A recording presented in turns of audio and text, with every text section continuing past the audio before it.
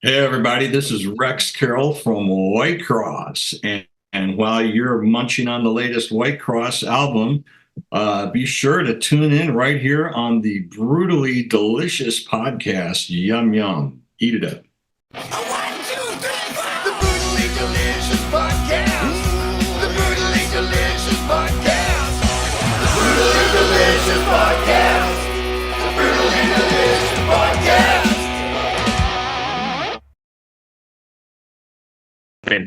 Sure. So, I guess let's just start. What's it like to be finally back and out on the road again? I see you doing some dates with Petra. That's some old school stuff, right? Yeah, it sure is.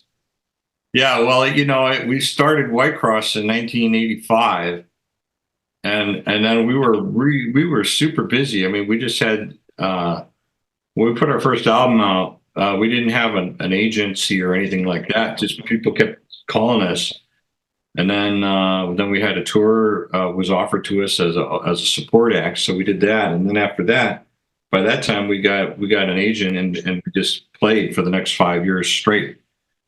And that's how we built our following. It's like, so I have my roots back to the analog days, Right. before digital, before cell phones, before all that. We were back in the days we had to get out a Rand McNally atlas to plan the routing. I mean, can you even imagine that? It's like, how do we even do that? Nowadays, well, you just look at your GPS on your cell and you just go. I have no idea how we did it. I have no idea how it even works, how we got from point A to point B. And then every I day, often wonder that too. I think about like how we even, I go see my son up in a couple states away. How did I get there before? before GPS. I know how do Yeah. you do it? It's like, and then we had to hoard our quarters for the payphone, because And every day we laundry had to probably. find a payphone and call into the office and find out what's going on Right. and report the numbers and all that kind of stuff. And then I've been around long enough. I've been through like multiple cycles now. I mean, the first long around 1995, and all of a sudden our record contract is not renewed. Like, what do you mean? We're like one of the best selling acts. Well, not anymore. You're not. It's like, well, we got blindsided by the whole grunge, Seattle sound, alternative music. And then it was like 40 years in the wilderness. I felt like Moses, like, oh, God, I thought I was your prophet. It's like, well, yeah. And then you had to run for your life and you're out in the desert for 40 years. So we went through that too, and it's like, and I went through, oh yeah, Rex, he's that 80s metal, Van Halen style Guitar Hero stuff. Nobody cares about that crap anymore. That's a bunch of BS. Nobody. So then I try to make a new album. It's like, oh, I got my whammy bar. No, can't do that. No, can't do any histrionics.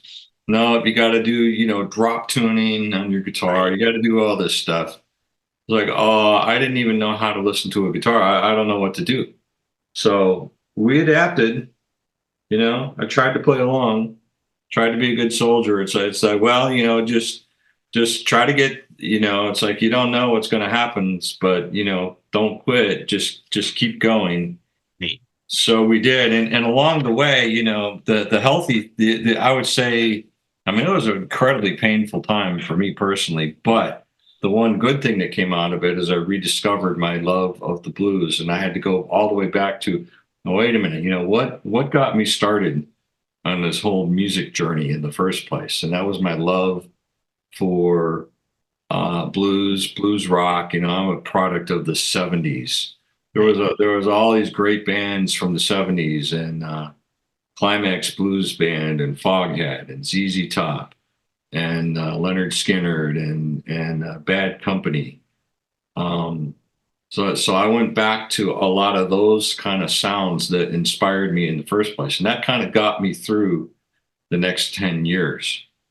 And then then all of a sudden the phone starts ringing again a little bit. Rex, man, where you been? all these great 80s guitar sounds that you used to, so it was great in the 80s, and then it was And it bad. slipped. Right. It was bad in the 2000s, and then all of a sudden, then it's good again. And one day, I remember one night I was doing a local, just a little side gig in a club, and I saw some 19 and 20-year-olds sitting in a booth, and they got up and they go over by the jukebox, and I'm like, oh yeah, here comes the Pearl Jam or the Foo Fighters or whatever they're going to put on, and they drop the coin in the slot or the credit card in the slot or whatever. Next thing you know, it's like Motley Crue, and I'm like, what? Haven't heard this in a while. Now, wait a minute, this is not this something. What's wrong with this picture? Here's like young people, and they're rediscovering an older generation. They're just rediscovering my generation that I grew up on. So I'm like, wow, maybe there's maybe the global ice age of classic rock and metal, maybe that's starting to melt a little bit. Maybe there's a chink in the armor here. Maybe there's a little rays of sunshine starting to come through. And I think now, in this highly fragmented world that we live in, it's like, well, before it used to be like, hey, what are you going to do? You're going to get the new album? Yeah, you got to go down to the record store. You got to go down to music go round or Record World or whatever it is. Got to go to the music store to get the record. Mm-hmm. And that was exciting. Like new Van Halen album comes out, goes on sale at midnight Friday, and the local DJ from the radio station is going to be there. The first 2,000 people in the door, get coupons. It was amazing. So it was more of an event kind of thing. Now it's like, oh, the new record is out. Do you like it on Spotify? Do you like it on Apple Music? You can just watch it on YouTube. You can get the physical CD if you want it. Where do you want it? Amazon, directly from the band website, from the record company directly. There's just so many. Or you can just download the digital. And I don't know how to play music in the car anymore. My son plays it. He just goes on his phone. Next thing you know, music is coming out speakers. So I've been through these different eras of we were hot, then we were like cold as ice. Went from DOA to hey, where you been? Good to see you. Right.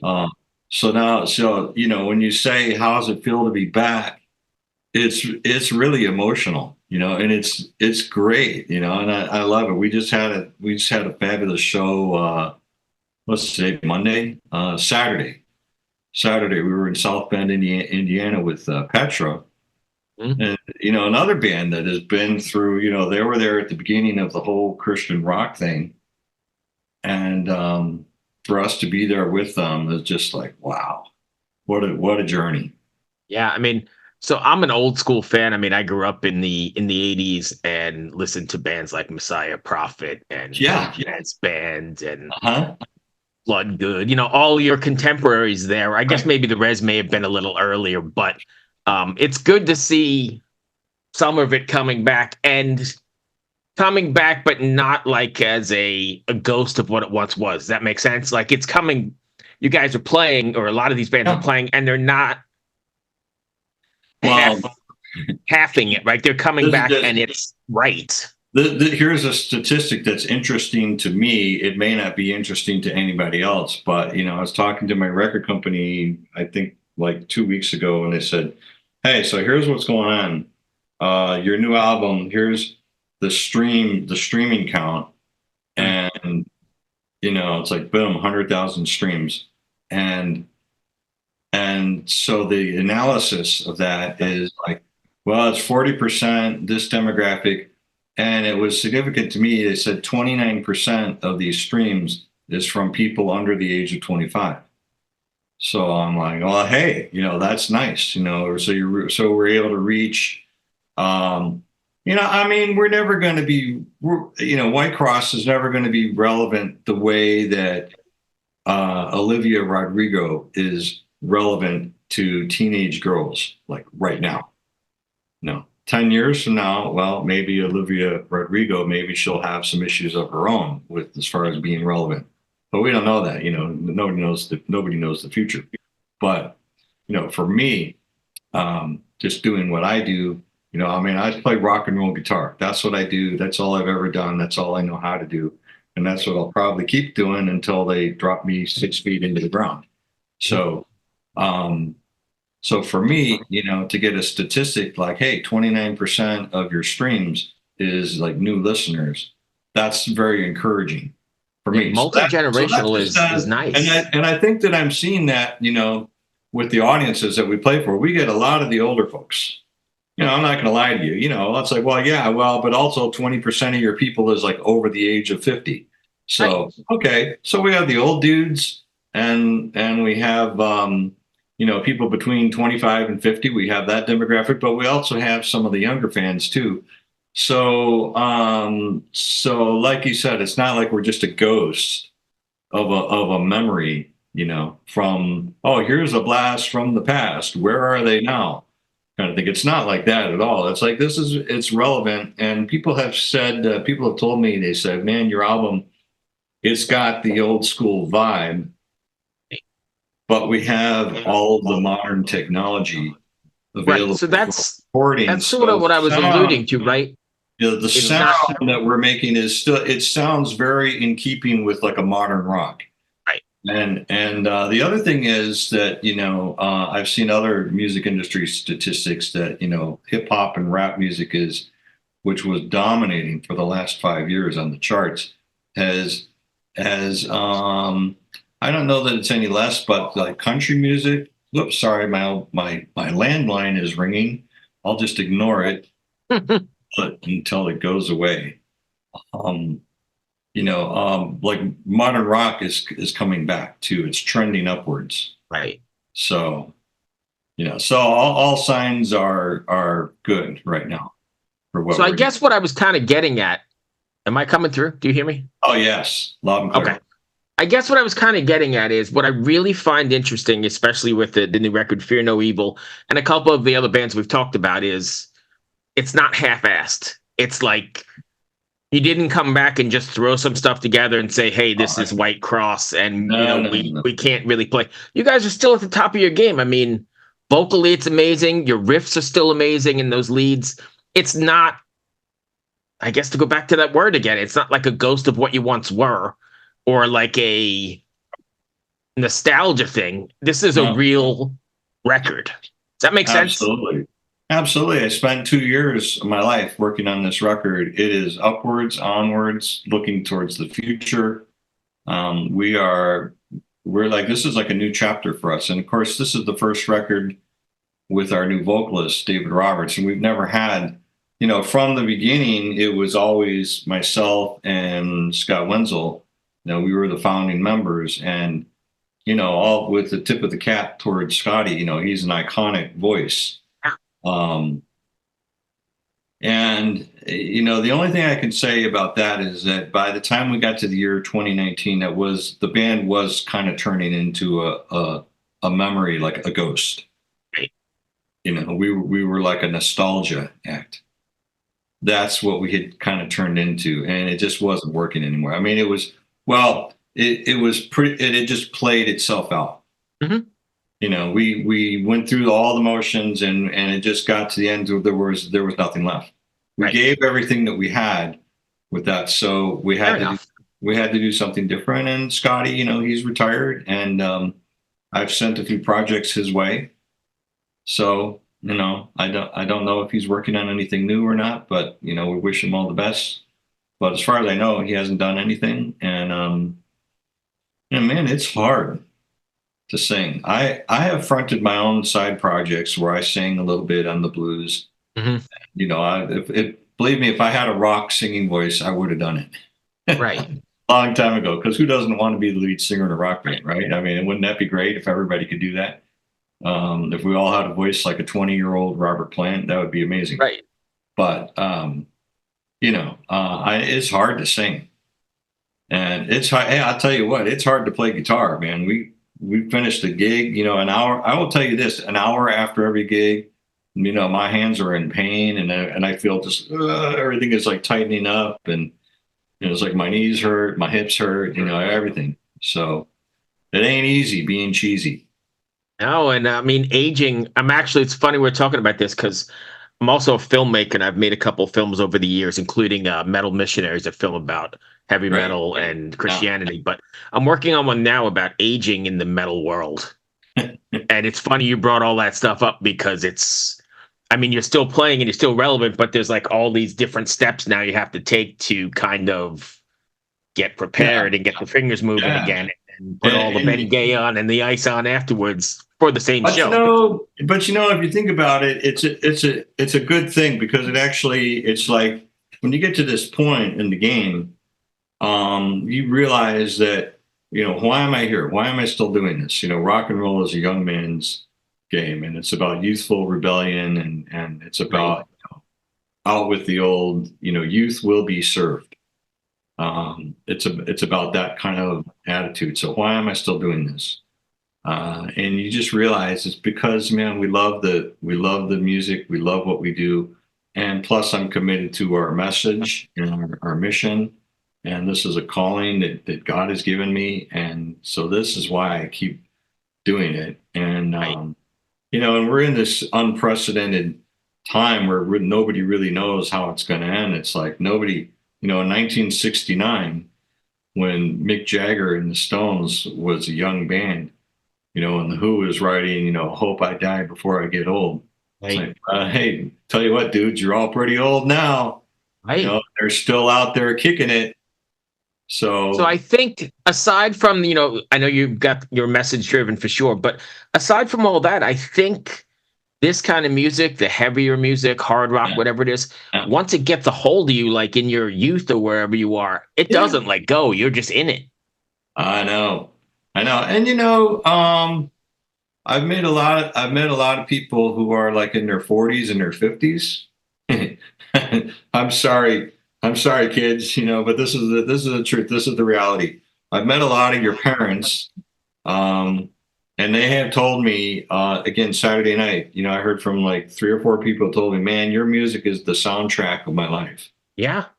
So they are also very happy that we're still out there, and that we're not, we're not like a ghost, man. We're excited, and we're like chomping at the bit to keep So playing. I'm going to be totally honest with you. When I got the message from Jen that you guys were doing this again, I was like, oh man, I hope it's not going to be like one of these 80s bands that is coming back out and is not going to be able, because I want to remember, like as it was. I don't want to remember running your name through the mud just to make dolls. And then I put the record on and went, oh my God, it's not. Right. Yeah. You see all these bands from the 80s, like since the band that comes to mind is Rat, because everybody used to say, oh, Whitecross sounds like Rat. And now you see, oh, Stephen Piercy is Rat, and then Bobby Blotzer, the drummer. Yeah, they're a parody of themselves, man. And they're like, they're bickering with each other, and they're fighting, and well, I'll sue you. Oh yeah, I'll skip that. I'll sue you. Right. And they're fighting with each other, and then you go out and you see it, and it's like all these faceless backing musicians. Yeah. That, it's like, geez. It's like you say, so that truly is like a shadow of the past, Yeah. So like I said, when I got this from Jen, I was like, oh man. It's like a memory, it's like a quick walk down memory lane, but this is not what Whitecross is. We are very excited about continuing forward and new things. And the way I look at it, it's a new chapter in the book. And, I don't know how many more chapters there are to go before the end of the book, but the book is far from complete. Right. Well, this is a great chapter for sure, because I really dig the record. Good. I'm glad. That makes me very happy to hear that. So I know we're going to be running out of time shortly, but what are your plans to take this on the road? I know you did some stuff with Petra. Are you guys planning a more proper tour kind of thing? Well, we are doing a lot of dates with Petra. That seems to be a really good fit for us, and it's a great way. I mean, the record's been selling like crazy.